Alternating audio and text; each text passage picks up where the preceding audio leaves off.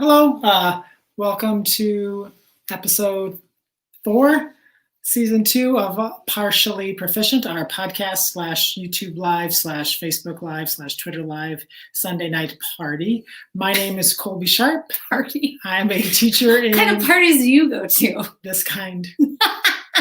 Anytime that I'm with you, it's a party. Oh my God. So my name is Colby Sharp. I'm a 5th grade teacher in Michigan. And my name is Alaina Sharp. I am a high school chemistry teacher in Parma, Michigan. And we are... I'm married to Colby. I'm married to Alaina. Thank you so much for joining us tonight. Snorted already. If you are listening on our podcast, Partially Proficient, thank you for tuning in there. We will apologize for all of the randomness that we have tonight. But we have a plan. We have an outline. The topic of today's episode is positive, and what does it mean to be positive?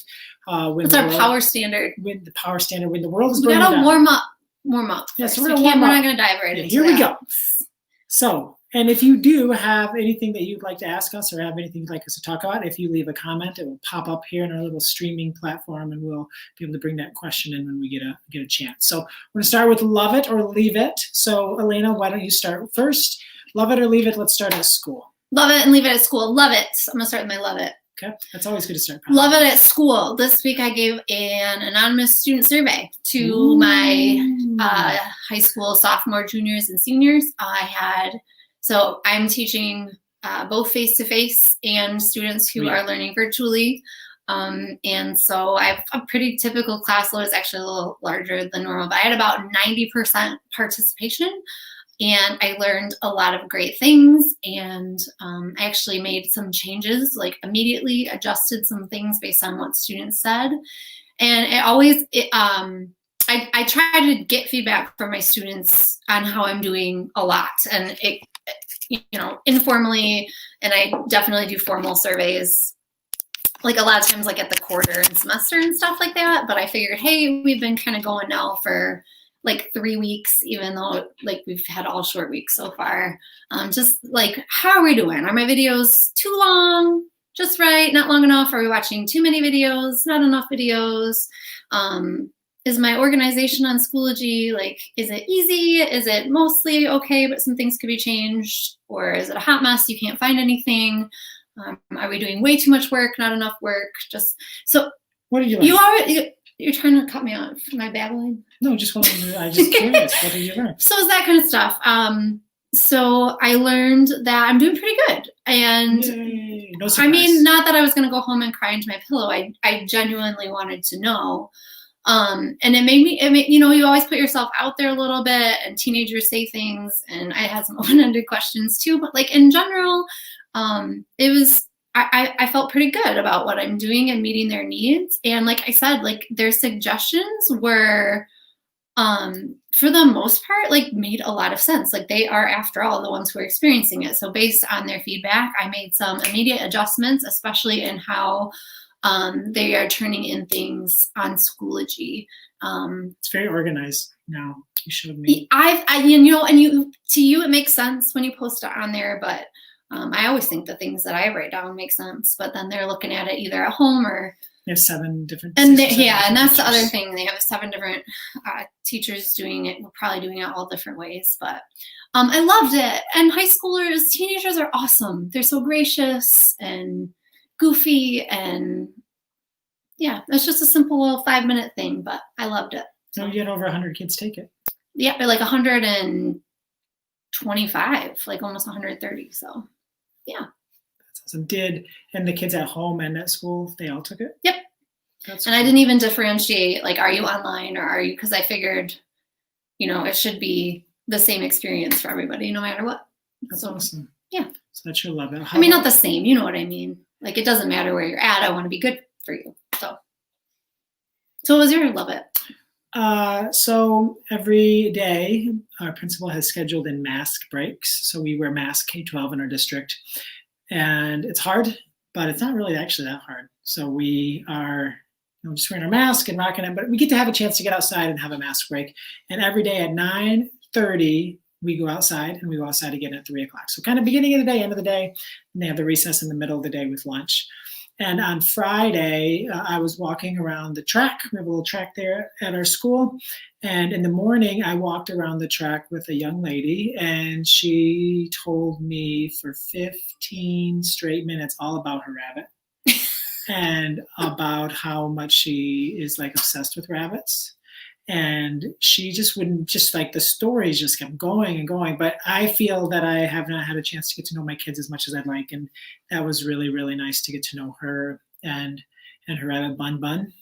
Oh, like Bun Bun and Bun Bun. Yeah, like Jess Keating's book. So I actually there's a book called Bun Bun and Bon Bon, which is a really graphic novel that just came out from Scholastic, written and illustrated by Jess Keating, and I was able to give her that book. That's awesome. And then in the afternoon, I got a chance to walk with a boy in my class, and we talked. He told me all about Minecraft and all of the YouTube people that I should be following and subscribing to on for my mind to improve my Minecraft skills. Unfortunately, I didn't write them down, and it was like a made up name or word. So I'm gonna have to ask him if he can remind me, because I would like to see what they're watching. I'm always fascinated by what they watch on YouTube. So that was my love. It was just a chance on Friday, after the longest 4-day week in the history of the world, to get a chance to get to know my kids a little bit more. That was really nice.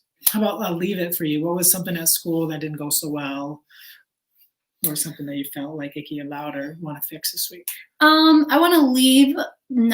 I've been doing really good at it's kind of some self-care. I'm sick of hearing the word self-care, but like I've been doing a really good job of meditating in the morning, and I'm a pretty hardcore runner, and I've just not done any of that.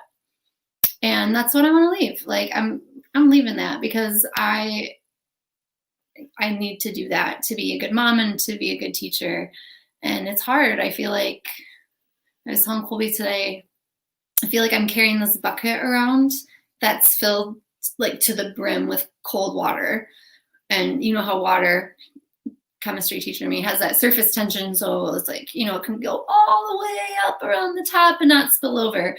But my bucket is at that point right now. So if there's any kind of like rock in my path, and by that I mean like snafu or unexpected something or other, or anything else, it just sloshes everywhere. And my bucket is just sloshing all over the place right now. So I guess also leave it would be, I need to leave this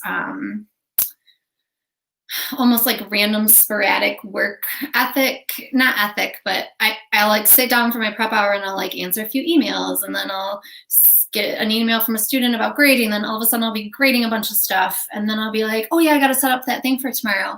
And I just feel like I'm like a hamster on a wheel. Chicken with your head cut off? Hamster in a wheel with a bucket sloshing all over me, I guess. Hamster. Yeah. Friends, yeah, cool. We are wearing matching t-shirts tonight. We did not do that on purpose. So I've got my AOC t-shirt on. Oh, there it is. And Colby's got his, and we did not plan that. So that's where we got him. No, we did not. I don't remember where we got We just are cool. It was very good Instagram. It was very good Instagram marketing. Mm. So, all right. So the leave it for me at school this week was going too fast. Mm. It's tricky because we are all having to plan our lessons together as fifth graders. So I have to do the same things every day that all of the fifth grade teachers in our district at all the buildings have to do. And it makes it hard to go slow because we feel like we have to do so much, and it's just hard. So I feel like I need to slow down and get to know my kids more. We've only had like 11 days of school, and I need to slow down. Because if I had my kids and I was in charge of my kids all day, we would have gone slower and I would know them better. I mean, I have 18 kids in school. I have 11 kids learning at home, and I should know them better than I do. Well, we kind of talked about that last week too. I failed again. But I think not only like the relationship piece is so important, but I think when you have students who are online and you have this range of students who, if they're home online, and we know one of the girls that is in AJ's pod that's in Colby's class can just shoom through things really, really quickly. And so how do we not overload our other students and give them time to work and give them time to ask questions and have time to give them feedback. But then also not have these other students who can kind of power through and don't need as much from us and make it meaningful for them. And that's what I'm really struggling with. And that's hard to do in the classroom under normal circumstances. But I do agree that just like slowing down period gives you a chance to catch your breath and then address some of those things. But I feel like we're moving, like we've gotten through more in advanced chemistry in 11 days, like almost by twice as much. And like, that can't be good. Like, are they really understanding this? Or am I just, because I'm not seeing them and I'm not seeing some of their faces as I'm teaching it? Sorry, I kind of hijacked your No, I your think that a lot of teachers, seeing some of the comments, I think that a lot of teachers are dealing with that, where we need to slow down so we get to know our kids better. And if we do that, then everything will go a lot better. I have a really big fear of like leaving my high flyers, I guess, out to dry.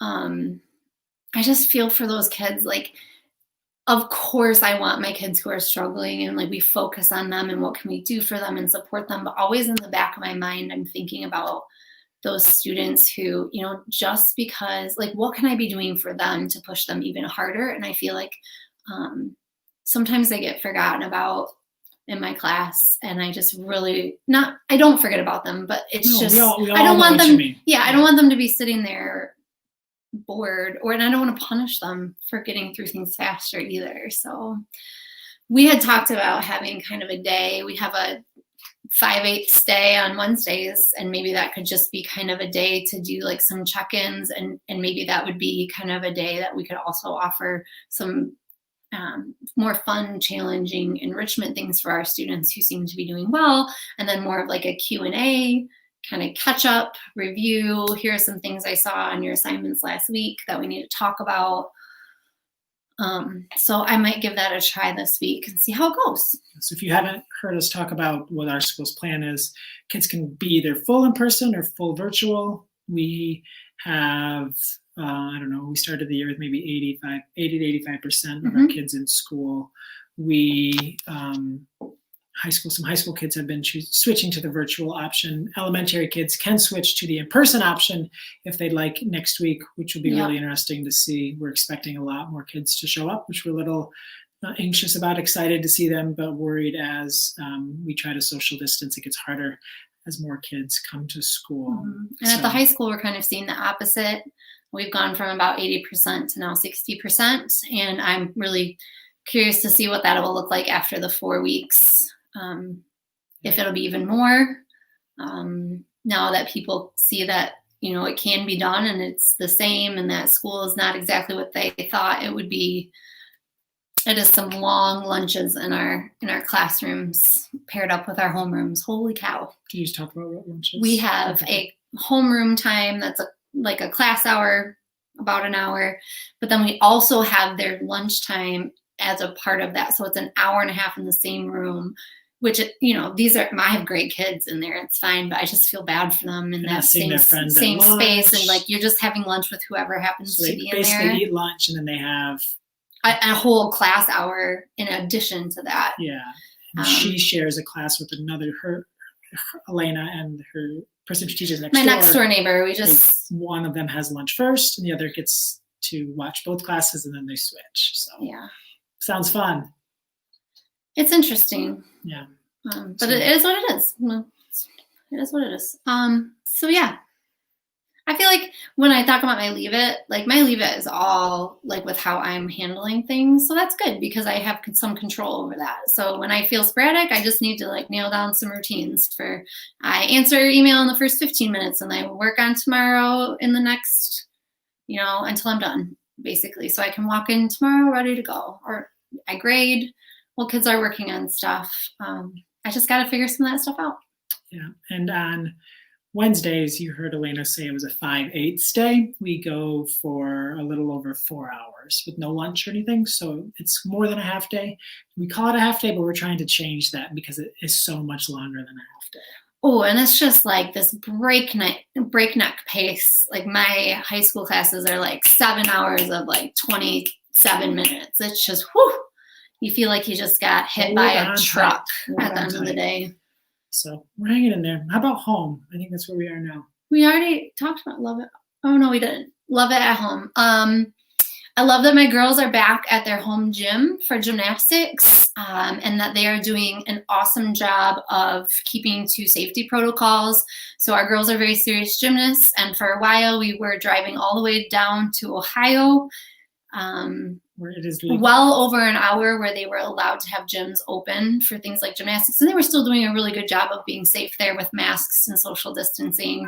But it's just not the same as being in your home gym. So love it this week that we got to go back to our home gym and that they're doing a really good job with it. Love that last week, if you were listening, I mentioned that Daria was having a hard time picking her assignments out of her Schoology posts and then making sure that she did everything that the teacher was asking her to do. And we set up a little grid, and I actually posted it on Instagram this week, and she loved it. It seemed to work really well. So we'll keep going with that. I would say I would echo the same thing with my love it. I really love that our girls are getting to do what they love to do. Mm-hmm. I think we were one of the last states to allow kids and adults even back into gyms. So our local fitness centers and workout gyms opened up for the first time last Monday, or Tuesday, so a little less than a week ago. And hopefully they can continue to do safe things. Our gym is doing a lot to keep people safe. So fingers crossed that we can keep people healthy and active, because that is also a thing that a lot of us have been concerned about. Mm-hmm. While we want to be safe, we also know the importance of exercise and being healthy, especially as it starts to get a little cooler outside. I also want to say, as a mom, my love it this week is just watching my two strong, kind girls be strong and kind. I'm always amazed by them, and this week it seems especially evident. They even did something really, really nice for me last night. They knew that I needed a little pick-me-up, and I won't get into the details, but they did this big planned out thing to make me feel really special. And I just am really proud and happy to be their mom. What about a leave it? I'll leave it. I want to leave it that I don't see my little boys for like days at a time. It seems like it sucks. But when you take the girls to gymnastics, they practice from 5 to 9, so it's tricky. So there's that, but there's also school, and I am still trying to figure out how I don't work on school all night long. And I'm feeling like the worst parent in the world. It's hard to have like pep in my step. It's hard to want to read books at night. It's hard to even want to like tuck them in. It's hard. So I don't have an answer for that, but I'd like to leave it. Like to leave it. Yeah. Like for that to go. I would like to feel like I can parent and see my little boys. Yeah, so that's tough. Well, for me to leave it is I punted chores this week. I did so good 2 weeks ago. I vacuumed, I cleaned all the bathrooms, I was picking up things. This guy. But this week I failed. So good. We have a schedule on the fridge now of what needs to be done every night. So fingers crossed that we can do that. So clean is very relative at our house. Colby clean. We have 6 cats, 1 dog, 5 kids. It's all relative, friends. So Power standard. This one's a heavy one. The main event. So we've been hearing a lot of be positive. We've heard a lot of make the best of it. Reminds me of control what you can control. A couple of years ago when some of the professional basketball players, LeBron James, were making political statements and saying things about how they felt that things weren't happening in this country, and some senators told them to shut up and dribble. So I do feel like there is some shut up and teach going on around the country. Mm-hmm. And it is something that we have been struggling with. That's our one eye. Uno's back. So what does it even mean to be positive is what I have written. What does it mean to be positive? And I want to preface this with, I don't have any answers here. It's just something that I'm struggling with. I think that generally at school, like I am pretty positive. I'm pretty Susie Sunshine and pretty roll with the punches and yeah, whatever. And like, oh, we got to do this too. And I find myself with just so much anger lately. I'm angry at some of the decisions that are being made above my pay grade.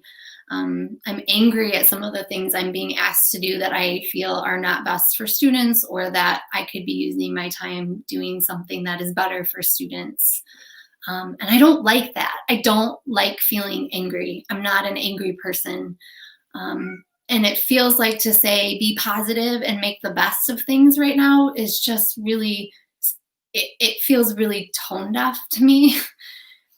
But I want to make the best of this, and I don't want to be grumpy and sad, and I'm doing good with my students, and I love that part. And when I'm with them, and it's hard, but it's our space, right? It's just all the ancillary, and like I'm just gonna say, it's the ancillary garbage, and it's piling up, and it's having an effect, and it's exhausting. And so I don't know what it means to be positive, because I feel like to say it's positive is to be complicit in a system that is failing. Kids and not, teachers. I mean, most importantly, our students, of course, but I'm watching my colleagues. I'm watching people that I respect around the county and the state, and I'm hearing and I'm feeling their pain, and it's hard to put on my happy face. It's hard to be positive. And then I also, just to add one more thing, and then I'll stop babbling, jump in anytime. But it's like that Venn diagram of like things that matter and then things that you can control. And I just feel like I can't control almost anything that matters. Like there's very little, and like the relationship piece with my students is like the most important thing. And that I can control, but even that is like, with some of the students online, it actually feels a little bit out of control, like I haven't even seen many of my students' faces. So like, yes, I can control it, and it's the thing that matters the most, but it still feels a little out of control. I'm trying not to get emotional here, but like things like, we're just partially proficient here. Yeah, if that. So I don't know what that means. Yeah, I think one of the things, we spent the summer, all of us, worrying about what was going to happen when we went back. And for the most part, I'm guessing that most of us, from what I read online, from what I've seen from other teachers, most of the teachers were kind of on the sidelines as where decisions were being made. And let's be real, like we know what's best for kids. And we're not wanting to sit around and sit at home in our pajamas and teach unless that's what's the safest thing. So I think that that's one of the tricky things is we are all working the plans that were given to us and being, I guess, asked to fix the plans that we had no part in making. So I think that's hard. And we're seeing teachers everywhere, all over the country, struggling. And friends that I'm texting with they're like, how are you? And I'm like, drowning. And I'm, how are you? They're like, just trying to survive each day. And a lot of the people that I'm talking to, friends, are people who you and I put up on pedestals as these giant educators, these amazing human beings, these people who are getting paid lots and lots of money to travel all over the world to talk to teachers and to do amazing things. And we're all struggling, and we're all asked to be positive. And what was that Cornelius Minor thing that you saw? That I think it makes a lot of sense, because we are positive with our kids, and we do want to be positive and not complain about everything at school. But at the same time, we want to change schools, and you've been talking about disrupting schools. Well, that's his quote. I just don't want to misquote it. The quote is, systems don't change just because we identify them. They change because we disrupt them. And I feel like that's where some of this how do we even disrupt right now? And I'll use my bucket again. But like, I can't even help come up with solutions right now, because my bucket is already sloshing all over. And like, I don't even have the time to try to wrap my head around how this could be done better. And yeah, I'm resentful of the fact that I'm being asked to to be the solution and be positive and don't, don't come with complaints, come with solutions, when we tried to do that. Like, we tried to front load that because we felt like we knew we had some experience and some knowledge to contribute. And now that we're here, like, I don't even have it in me unless you give me some time during the day, which then I'm away from my students anyways. I just don't have room in my bucket for that either. We're seeing this all over the place. This is not unique to one school, No, one state, one no, community. It's really hard, and everyone here is in a situation that we've never been in, and we've never experienced this. So we understand, like, making the right decisions. What did that even mean for them? I'm sure that people making these decisions had a lot of pressure, and we're hearing from a lot of parents, and we're hearing from a lot of community members. And the world is burning down, literally, on the west coast of our country, and the political climate is extremely intense, and there's a lot going on. Yeah, just to like put on a happy face seems like such a lie. It seems like such an insult to these students I'm trying to teach. Like, this is not how it's supposed to be, friends. Like, my lovely teenagers who are about to take over the world, like, I'm so sorry. I'm so sorry that this is what you have to look up to and model yourself. Like, it's not okay. This is not okay, and I don't know what to do about it. I'm not an administrator, nor do I ever have a desire to be in a principal or superintendent or even school board member role. But what I have seen that is working is when administrators are being vulnerable. When administrators are talking about how hard this is, when administrators are not pretending to have all of the answers, and they're understanding our struggle. We have in our district 2 subs that we have hired in all the elementaries. I'm not sure how many you have at the high school. It's just in case people get sick, or if teachers have to be quarantined, or we're going to need subs. All of which has happened. And we're very, all that's happened in our county already. So in our district, yeah. So we are, there was a newspaper article about that. So we are all, But yeah. But what I was trying to say is, my principal, if there's all the teachers are there each day, she gets on they get on the announcements before school, and they say, Ms. Garber, our secretary, Ms. Haney, principal, if you need time to work, we have people call us. So I've taken them up on that a couple of times and just had an hour to connect with my kids learning at home. I now have multiple times scheduled during the week with these substitutes that they come into my class and monitor my kids while I go and Zoom with my kids learning virtually, so that I can give my kids learning virtually complete attention. And it's hard as a teacher to give up that time with your kids in the classroom, because you just, I don't know, it's so easy for us. So much guilt. It's so, but at the same time, I'm thinking like, but if these kids at home came up to me and asked questions, I wouldn't be helping these kids that are in my class. So I have to think like that. I've also given parents and caregivers of my distance learning the classroom phone, and I'm like, call anytime you want. Like, I don't care what time it is during the school day, because if your child asked me for help and they were sitting in class, I would help them. Yeah. You're in my class. If you need help, I will help your child. Call me. I will stop working with this kid to work with the kid on the phone, and then go back to that kid, because that's our job. And it's so hard when we have kids in both places to not have that guilt and to not worry about that. So that's something we're trying, and I do appreciate the administrators out there. Yeah, shout out Sue Haney. Shout out to my principal too. Both of them. I have 2 principals who I just asked. I just said, hey, Karen said she's available. She's not doing anything. She's not committed this afternoon to anyone. Can I have her for a little while? And yeah, absolutely. And also took the time to sit down with me and just kind of let me unload a little bit. And just, even if nothing comes of it, I felt so much better afterwards. Like, I felt heard. I felt heard. So yeah, I think that kind of stuff is really important. So yeah, we're trying.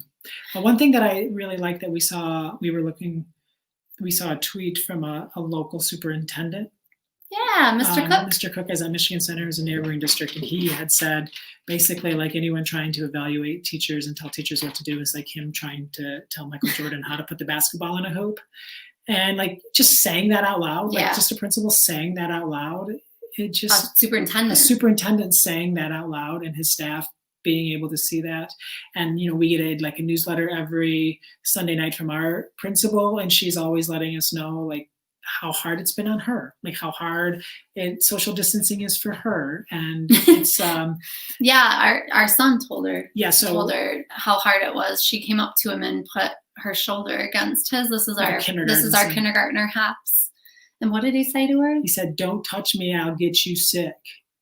So he's very taking the social. They've been learning about bubble and personal space, and Miss Sanford has taught them so much about like cleanliness and keeping in their bubble and air hugs, and it's real cute. And they've been reading Pete the Cat. And he was worried about getting Miss Haney sick. He did not want to get her sick. But I love that that's what they're teaching them. Like by wearing a mask, by you we're protecting others. Yeah.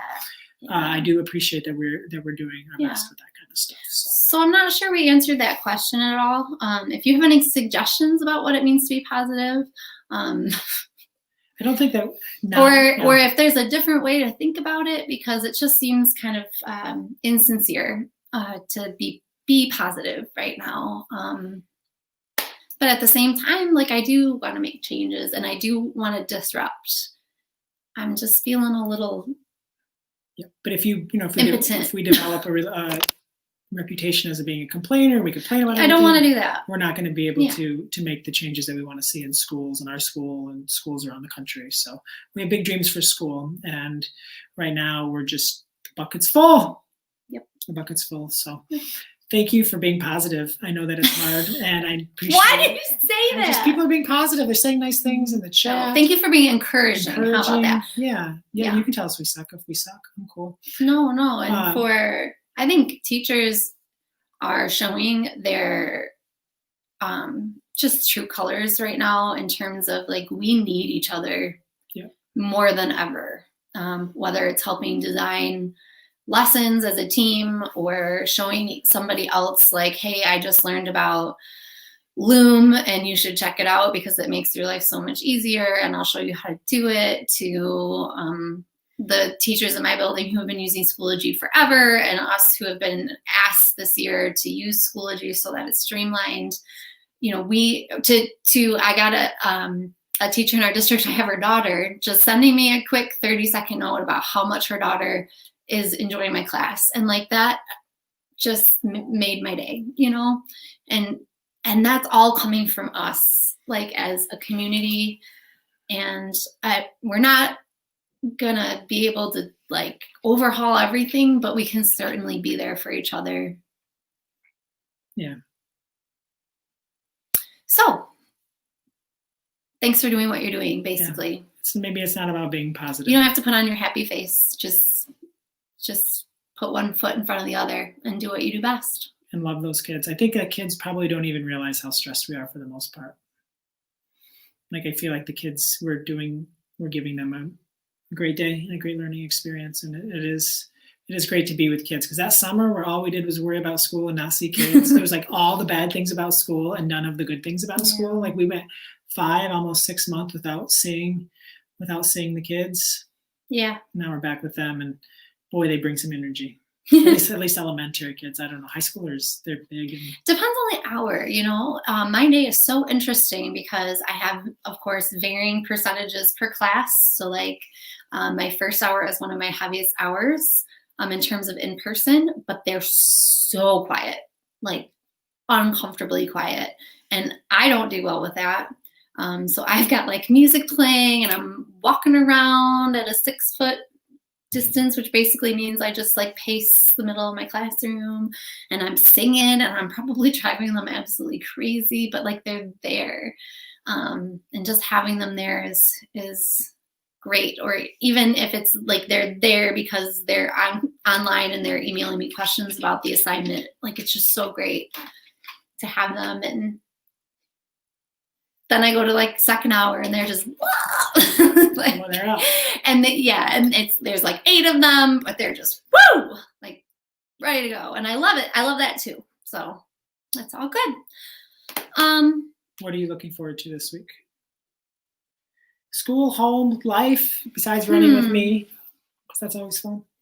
Why don't you go first? I will go first. This is not teaching day job related. This is, I get to interview this week Olympic gold medalist Abby Wambach. I did not know that. For the Yarn podcast. So I get to interview her. You did not tell me this. She gave this amazing speech called Wolfpack, and it was turned into a book. It is so inspiring. It's about what it means to be on a team and have that Wolfpack mentality. And she is coming out with a young readers edition. So I get 20 minutes of Abby's time to talk about kids and books and teaching. I want to talk to her about competitive sports as children, because we have very competitive gymnasts. We have competitive young girls. Yeah, so I want to talk to her about what that was like, how she got over some humps. But I've never really talked to an Olympic gold medalist, so that should be fun. Oh, me neither. And she's awesome. Like, she's really awesome. So talking to Abby Wambach on the Yarn, that should be really fun. That is really cool. And when is that? Thursday. Very cool. I know mine now. My college roommate is getting married this weekend, and I get to go. And I haven't seen her. She is an amazing, amazing high school math teacher in Trenton, Michigan. And we have been like such good friends since my freshman year of college. And I am so happy for her. I am so excited to see her and her family. I'm excited to go to a wedding. I haven't been to a wedding in forever. We haven't been anywhere in a while. I know, but and it's not even because of COVID. It's just because we're getting to that point in our lives where like we just don't go to very many weddings anymore.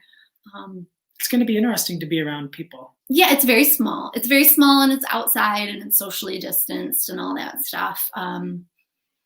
I don't know how I'm going to not hug her and her kids. Just really quick, your hugs. That's going to be awful. We'll wear a mask and we'll follow the rules. I'm so happy. I'm so happy for her, and I just cannot wait to see her. So that's one thing of many that I'm looking forward to this week. Also, this is so much like less than that, but I just have to mention it because I was super pumped. I found today a podcast called The Episodic Table, or Episodic. I think it's Episodic Table of Elements. So it's a podcast where each episode is about an element, and they like tell the story if it's discovery or something cool about it. They're about 8 to 10 minutes long, 8 to 12 minutes long. And I'm going to have my students pick one to listen to. So I'm really excited about it. They probably won't be as excited as me, but I was super pumped to find it. And I've been wanting to work in podcasts soon. So you were very excited. I'm really easily amused. Like, it doesn't take much, friends. Is it like available everywhere podcasts are found? Or do you have to listen like on the website? It's on Apple Podcasts. Okay. But it's also got like its own website, which is really cool. It's like a big periodic table. I set you up for this. And the squares, if you click on the square, it takes you to the episode. How cool is that? Super cool. Yeah, I know. I'm going to talk about a book. Yeah. It's called Flamer. Go ahead. I'm trying to find my thing. It's called Flamer. It's by Mike Corrado. It is a young adult graphic novel, kind of like memoir-y, about Mike and growing up as someone who was in Boy Scouts and growing up as someone like trying to figure out their sexuality and figure out who they are and figure out just what their life is going to be like. And it is just this beautiful, beautiful story. And one of the things that I found so fascinating and heartbreaking in this book is that a lot of the kids call him gay, in other words for gay. And he's like, how can I be gay? I hate boys because they've been nothing but mean to me.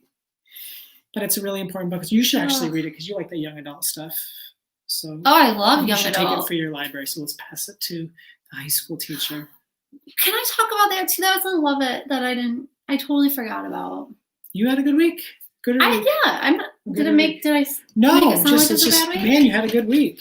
It was so super cool. So I live a pretty freaking charmed life because being married to Colby. Just stop there. I live a charmed life because I'm married to Colby. Darn it. Keep going. Why is that helpful to you as a high school teacher? Sometime we could do like a real talk about Colby. Like real talk? No? I don't feel like that's a compliment. I feel like I should just... Go ahead. Just tell your story. Okay. So anyways, when he gets these big boxes of books, which is really cool, and we open them up and it's not suitable for his classroom, I get them. If I'm not going to read it myself, just for pleasure and talking about which means I can take them and put them on my shelves, or read them first and then take them and put them on my shelves. And like, I don't even have to do anything. Like it's like a little magical gift basket that I get all the time. And I also, if there's a book that's really, really good and we're in a bookstore, sometimes I just will try to buy an extra copy and stuff like that. So evidently this week in English 11 and our AP English Lang, which is the other junior English class at our high school, apparently an assignment was given this week that they got to choose a book to read.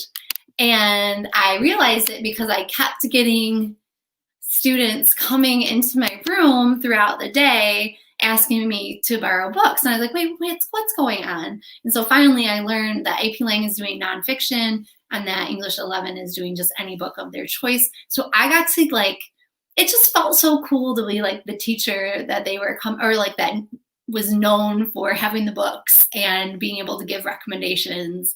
And that was a really cool feeling. And it was fun to take a break from chemistry and talk books a little bit. What do you like? What are you into? And especially the ones that are like, I don't really like to read. And I say, I didn't really like to read in high school either. I don't like to read anything. But I think, give this one a chance. And if you hate it, bring it back. And we'll find you something better. So that was fun. Fun. Thank you so much for tuning in today. If you are looking for a way to get your day started off right, Alaina's got a podcast. It's called Teacher Pep Talk. And she has educators, community members, different people every day. Someone gives a just short 1 to 5, 6 minute pep talk. I listen every day when I'm getting ready, and it gets my mind ready to go. It's available on Apple and Spotify. Teacher Pep Talk. Who's on Teacher Pep Talk this week? Oh, we got some good people. I don't know if I want to give it away. Well, you have to subscribe to find the out. author and illustrator of Bun Bun and Bon Bon might be appearing this week. Let's go. Let's go. Yeah, and we have some just fabulous teachers. We have another author on there this week. You'll just have to tune in some really awesome people this week. It's a great way. Some of my favorite people. It's a great way. This week. I didn't get to talk about my thing that I'm listening to, so I'm gonna just butt in and say that I've been listening to. I thought you talked about the podcast, the Periodic Table podcast. No, I just said that was one of the things I was looking forward to this week. I don't get to talk about it. Go ahead. For sure. Talk about whatever you want. So I'm reading too, but what I wanted to mention was I finished the Uncivil podcast this week from Gimlet. And Uncivil is looking at the Civil War and unearthing some of the quote real history or the untold stories of the Civil War. And there's not a ton of episodes, but they're fascinating. Just really, really good stuff. And it makes you look at things a lot differently. Another thing that I feel like I don't know if I want to say I was lied to, but I obviously had no idea the real stuff that was going on. So check it out. It's a really, really good series. And it doesn't require a huge commitment. Episodes are pretty short and there's not a ton. So you'll enjoy it. My name is Colby Sharp. Thank you so much for tuning in to this episode of Partially Proficient. Thanks for joining us live or on the podcast. I'm Alaina Sharp. Thanks for bearing with us. Have a great week. Hang in there. Do what you do, friends. We're thinking of you.